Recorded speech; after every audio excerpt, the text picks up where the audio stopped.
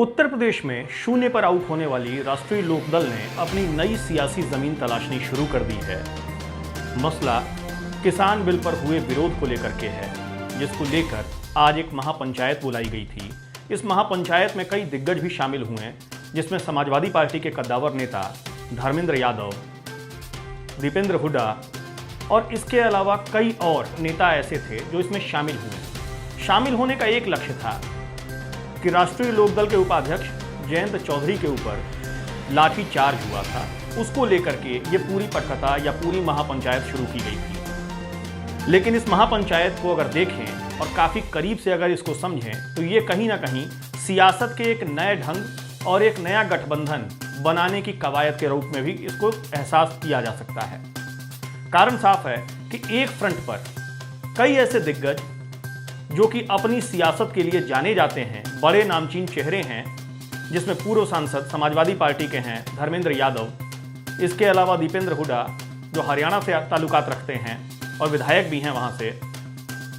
इसके साथ अभय चौटाला, ये तमाम ऐसे बड़े दिग्गज नेता हैं जो इस महापंचायत में शामिल हुए हैं। दूसरी बात कि इस महापंचायत को लेकर के पहले से ही रणनीति बनाई जा रही थी, क्योंकि हाथरस मामले में या फिर मुजफ्फरनगर को अगर देखें तो वहां पर धारा 144 लागू की गई है। धारा 144 का मतलब यह होता है कि प्रशासन के साफ निर्देश हैं कि एक जगह पर किसी भी तरीके की सामाजिक या सार्वजनिक गतिविधियों को नहीं किया जा सकता है। बावजूद उसके महापंचायत बुलाई गई। महापंचायत में साफ इंगित किया गया कि प्रशासन ने अगर किसी कार्यकर्ता को रोका तो राष्ट्रीय लोकदल ईंट से ईंट बजा देगा।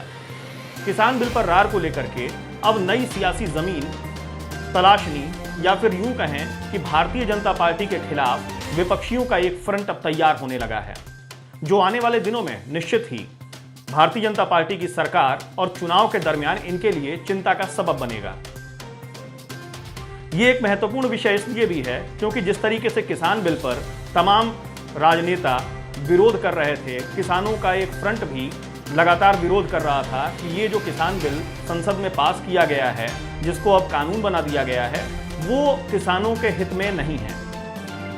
जिसका विरोध किसानों की हितैषी मानी जाने वाली पार्टियां, चाहे वो समाजवादी पार्टी हो या राष्ट्रीय लोकदल हो, ये लगातार उसका विरोध मुखर होकर के विरोध कर रही थी। और उस विरोध का एक ही लक्ष्य था कि किसी भी तरीके से सरकार इस पर बैकफुट पर आए। तमाम ऐसे बयान भी आ रहे हैं, जैसे अभी हाल ही में कांग्रेस की तरफ से राहुल गांधी ने भी बयान दिया कि अगर उनकी सरकार केंद्र में आती है तो इस बिल को कचरे के डब्बे में डाल दिया जाएगा। बिल का विरोध करने गए राष्ट्रीय लोकदल के उपाध्यक्ष जयंत चौधरी के ऊपर लाठीचार्ज यानी बर्बर लाठीचार्ज की गई। ये कहीं ना कहीं सरकार की हीला हवाली और प्रशासनिक तंज रवैया दर्शाता है। प्रशासन इस ओर लगातार अपनी बात कह रहा है क्योंकि धारा 144 लागू है और ऐसे में किसी भी तरीके की पंचायत या फिर किसी भी तरीके की कोई गतिविधि संचालित नहीं होगी। बावजूद इसके 12 बजे आज एक महापंचायत बुलाई गई और उसका सीधा ऐलान ये था कि महापंचायत के दरमियान किसानों के जो भी मसले हैं उसमें उनको उठाया जाएगा और केंद्र की तरफ से जो भी रणनीति बनाई जा रही है या फिर जो भी कानून या जो भी बिल जो किसान बिल के नाम से जाने जा रहे हैं, जिसमें ये सरकार की ओर से लगातार दलील दी जा रही है कि ये किसानों के हित में है, उसके खिलाफ रहेंगे। सरकार लगातार इस बात को कह रही है कि इस मसले पर यानी किसान बिल पर किसानों को एक सीधे तौर पर छूट मिलेगा, बिचौलियों की संख्या कम होगी या बिचौलिए बिल्कुल गायब होंगे और किसान अपना अन्न या खाद्यान्न किसी को भी बेच सकते हैं।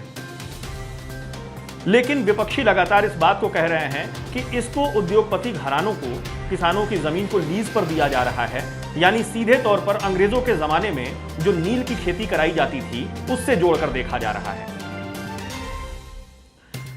इसी दरमियान आज जो महापंचायत हुई, उस महापंचायत में समाजवादी पार्टी के वरिष्ठ नेता और पूर्व सांसद धर्मेंद्र यादव जब अपना काफिला लेके निकले तो जगह जगह पर उनको लोगों का समर्थन मिला, किसानों ने उनका समर्थन किया और किसान उनके साथ कदमताल किए। इस कदमताल की एक बड़ी वजह यह भी है क्योंकि समाजवादी पार्टी हमेशा जमीन पर सियासत करती है और नौजवान, किसान और जवान इन तीनों की सियासत करती है। यह सियासत निश्चित तौर पर देश के लिए बेहतर भी होगा और देश के हित में भी होगा। प्रदेश में जिस तरीके से अगर आप देखें तो जो किसानों की स्थिति है या देश में जो किसानों की स्थिति है वो किसी से छिपी नहीं है।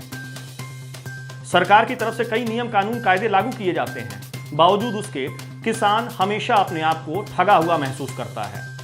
और ऐसे में इस महापंचायत का प्रयोजन, या फिर यूं कहें कि किसान बिल पर इस महापंचायत का प्रयोजन सरकार के लिए टेढ़ी खीर होने वाला है। और सरकार जिस तरीके से किसान बिल पर अपनी पीठ खुद थपथपा रही है,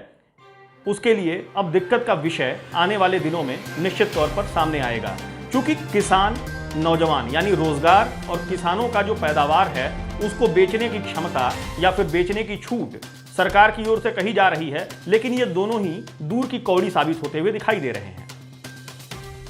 अब ऐसे में महापंचायत में अगर गठबंधन की एक आस या एक सुगुगाहट बनती है, यानी पश्चिमी उत्तर प्रदेश में राष्ट्रीय लोकदल की जो स्थिति है वो काफी मजबूत मानी जाती है और समाजवादी पार्टी तमाम अपने असल कामों को लेकर के जनता के बीच रहती है और उसकी स्थिति कहीं ना कहीं मजबूत है और उत्तर प्रदेश के भीतर फिलहाल दूसरे नंबर की पार्टी मानी जाती है समाजवादी पार्टी। तो अगर ये गठबंधन तैयार होता है